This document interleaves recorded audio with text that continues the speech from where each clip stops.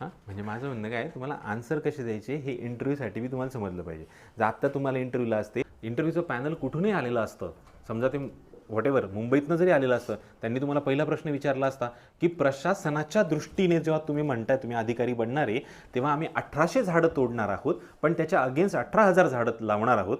तर हे चुकीचं कसं आहे? जे हॅम्परिंग होणार आहे तपोवनातले झाडं तोडल्यामुळे, ती सगळ्यात महत्त्वाची गोष्ट हॅम्पर होणार आहे बायोडायव्हर्सिटी.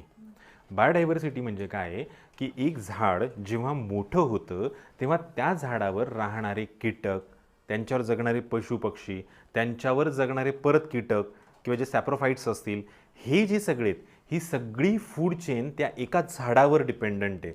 आणि जेव्हा हे झाड तोडलं जाईल तेव्हा ही संपूर्ण फूड चेन डिस्टर्ब केली जाणार आहे आणि त्याचा परिणाम पर्यावरणावर होणार आहे. जो एन्व्हायरमेंटल इम्पॅक्ट असे केला जाईल त्याच्यामध्ये हा पूर्ण परिणाम येणार आहे.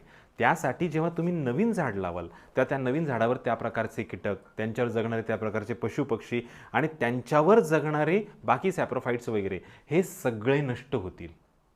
हे सगळ्यात महत्त्वाचं रिझन आहे जे तिथं दिलं जात नाही सध्या. अच्छा, तर जे आपला अभ्यास आपल्याला इम्प्लिमेंट पण करता आला पाहिजे समाजासाठी, हे माझं म्हणणं आहे. कारण ते झाडं तोडणं 100% चुकीचं आहे. कारण त्याच्यामुळे संपूर्ण फूड चेन आपण डिस्टर्ब करू. त्यामुळे आपण साधूंना एक पर्यायी जागा दिली तर हिंदू धर्मासाठी ते पण ती जागा स्वीकारतील आणि आपली झाडं पण वाचतील. बरोबर आहे की नाही? आणि आपल्यालाही आपल्या पुढच्या पिढीला दाखवता येईल ना की रिअल तपोवन कसं होतं जिथे राम राहिले होते. त्यांना जर आपण सिमेंटचं जंगल दाखवलं तर त्यांना काय कळणार आहे की राम राहिले ती परिस्थिती कशी होती. त्यांना ती रिअल परिस्थिती दाखवली जाईल ना की सीता गुंफा होती, एवढं जंगल होतं, त्यात राम राहत होते. ही किती रिअलिस्टिक परिस्थिती असेल आपल्या पुढच्या पिढ्यांसाठी.